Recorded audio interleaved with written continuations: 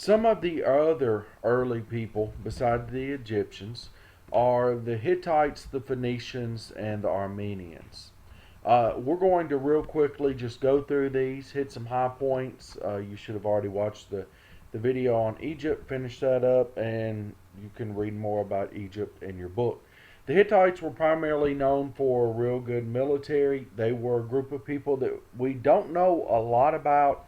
In fact, up until about 50 years ago, the Hittites were believed to be a group of people that never actually existed. However, we now know that they did.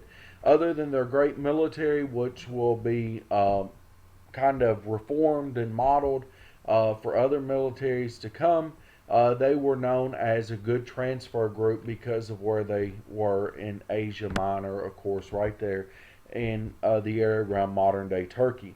The Phoenicians, two great contributions. One is they were magnificent shipbuilders. In fact, their shipbuilding will become the basis for the Persian Navy. They also created an alphabet. It will be the Phoenician alphabet and the Greek alphabet that will be combined to make both the modern day alphabets of the West and also the East, along with the Carolingian minuscule that we'll talk about much, much later. The Armenians dominated trade. They are going to be the ones that their language, the language of trade, Aramaic, will be the language of the Middle East. Because after all, the language of trade or the language of business tends to be the dominant language throughout history. The Hebrew people, it is from the Hebrew people that we get the individual of Abraham, sometimes called Father Abraham, that he was the ancestry of Judaism, Islam, and Christianity are all traced back to his lineage. Is excuse me, um, Judaism is traced back through Isaac, and also Islam is traced back through Ishmael. The Hebrews are the first that are going to give us the concept of monotheism, just the one God. Some of the other important figures, Moses, of course, we get the creation of the Ten Commandments, which play a very important role in the establishment and the basis of Western law from this point forward. Of course, law and ethics plays a very important role, and arguably the three most important in terms of largest and fastest growing religions in the world will all come from this region. The first king of Israel will be King Saul, and then, of course, followed by David and then his son Solomon. The Assyrians are regarded as the world's first terrorist. They will have the capital of the modern day city of Nineveh. However, just because they were brutal in warfare, doesn't really give them a full basis, because at home at the capital of Nineveh, they had lavish gardens and libraries and was a center for education and also learning. You can see right here, you can just read the slide on your own. But the largest of all of the earliest empires is actually going to be the Persians. Of course, the Persians will be founded in modern day Iran. You have three principal rulers of Persia. You have Cyrus, you have Darius, and you have Xerxes. Cyrus was the greatest conqueror. He will be the one that will actually create the beginning to this magnificent empire that is going to spread. It is going to control much of everything. In fact, they will start a conquest into Egypt, and he is going to be the first one to clash with the very early Greek Empire. Darius the First is regarded as the greatest administrator. He left his records in three different languages because he wanted to be remembered for everything that he did. And you can see that he built the first highway, which was 1,000 miles from Susa to Sardis. There's also some information on here about Zoroaster, a religious figure. Of course, it will be through the Persian Empire, through Alexander the Great, later the conquest, that will help to spread the East and the West cultures, because the Persians, in many ways, are going to be that link because their empire stretched into the Middle East. It stretched into Asia Minor, but it also stretched over into modern day India, which will play a very important role when Alexander the Great comes through. The third leader, of course, is Xerxes. Xerxes will be the one that we think of a lot in the Persian Wars, because he primarily will be trying to get information back, or territory back, not information, from the Greeks that that Darius the First lost. Now, very important. Make sure that you read in your book. There's a lot more information out there than I'm just going over right now. This is kind of a quick timeline of what's going on. There is more information in the book. Make sure you're reading in your book and you're covering it in Mind Tap. Excuse me. The Greek Empire is where we slow down a little bit. When you talk about greatest empires, some want to name the Chinese, some want to name the Greeks, the Romans, the Egyptians, and a case can be made for all of those. But the Greek Empire is divided into three phases. The roots, or the earliest part of the empire, the Hellenic Age and the Hellenistic Age. By the way, of all of these ages, the Hellenistic Age is the one we know the absolute most about. The roots, we don't know a whole lot. There's a whole lot of mythology. There's a whole lot of what we might call folklore that is largely based in this, especially the Minoans. The Minoans are a group of people that spoke Linear A, or that is their written language. We know very little to nothing about it. Some people say that it was actually the Minoans that were the civilization of Atlantis, and they were destroyed through earthquake or fire or volcanic eruptions or something. We know very little about them. The majority of the ones that we do know something about are the speakers of Linear B. They are, of course, from Mycenae, or excuse me, they are the ones that supposedly fought Troy in the Trojan Wars, of course, over Helena.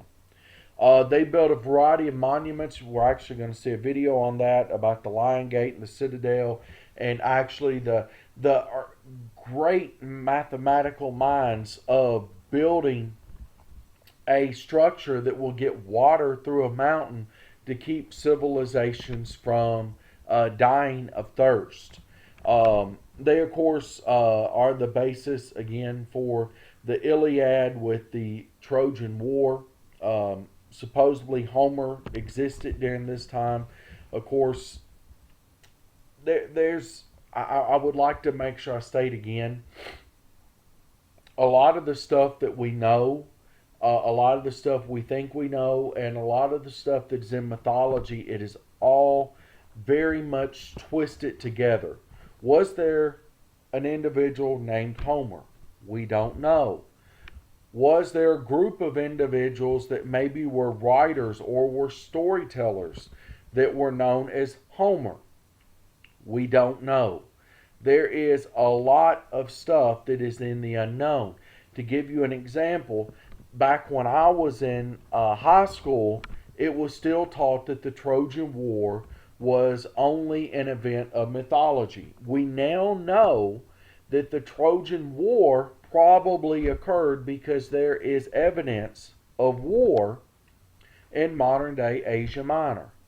Now, did it involve a Trojan horse? Was it fought over a woman and all this other stuff? Frankly, we have no idea. The common consensus is that the war was probably fought either over A, colonization, or B, over trade routes. The Dark Age, which is really not a dark age in Greek civilization.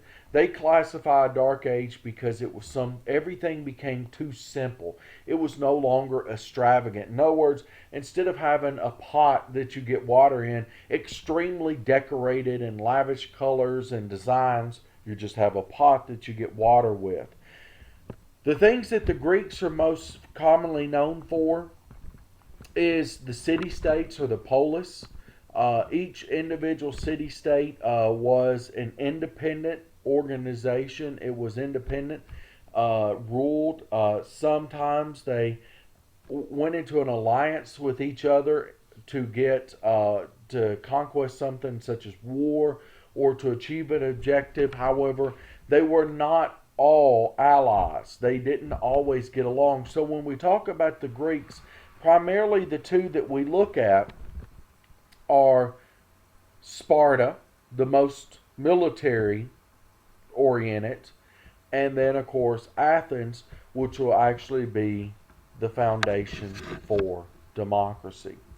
Of course, the Greek gods is a very big topic. A lot of students like to do research on the Greek topic, the Greek mythology topic. I mean, they are fascinating. The Greeks believed in hand-on worship. For example, Aphrodite. They worshipped Aphrodite. She's supposed to be, the goddess of like fertility and beauty and stuff. So to worship in her temple, there were 1,000 prostitutes worked 24 hours a day so people could go and worship. And of course, oracles were women, primarily beautiful women that a lot of times were brought into this profession that they would give an accounting of what was going to happen in battle, when would be a good time to attack, and things of that nature. The Greeks, of course, give us the Olympics. The first Olympics were in 776 BC. They were done to honor the gods, primarily Zeus. They did a lot of events such as the javelin throw, Greco-Roman wrestling, chariot races, just races in general, a variety of other things, horseback riding. And the thing about this is they're all done to honor the gods, and they're all done in the nude, and only men participate. Now, you might be wondering, why in the world did they do it in the nude? Well, the Greeks believed that there was no greater beauty than the human body, the physical body. So when they are participating in a event like the Olympiad, it's all about the greatness of the individual. Of course, the Olympics, during the Olympics, different city states would come together. Wars would stop. There would be a temporary peace. Much like today, it was a great honor for you to win your event. It would bring honor not only upon you, but the gods, and also your home city-state. The Olympics would disappear for a while and reappear in 1896, and the first modern Olympics would be held in Athens. Of course, I've kind of already mentioned the Greek alphabet in conjunction with the Phoenician alphabet. The alphabet was primarily used for communication. It published government actions to educate the people, to make sure that the people knew. There's a variety of epics. We've already talked about Homer, whether or not he really existed. There's some other writers there. Sappho was a female writer. She wrote a lot of poetry, and it is from her that we get the term sappy, or sappy, a sappy love story. As stated already, the polis were independent. The Greeks, whether it was Athens or Sparta, by the way, Sparta predominantly had infantry, Athens predominantly had navy, but they both had both. They had an organization of hoplites, which will later be organized into the phalanx. The strategy is they all get together, and they are so closely organized that it's shoulder to shoulder, and the first three lines would their primarily function was to continue to march forward with their shields up and to literally hit the soldiers like a battering ram. And it is the third row and back that will reach forward with their long spears and will be stabbing the front lines, the front couple lines of the opposing army. It's all about discipline, it's all about structure.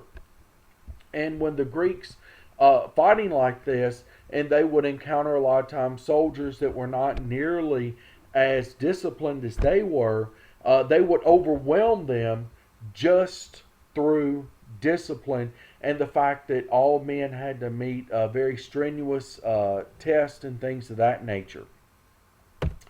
Of course, you see that 8 men deep. It's kind of what I was describing. You can see that in um, the movie 300.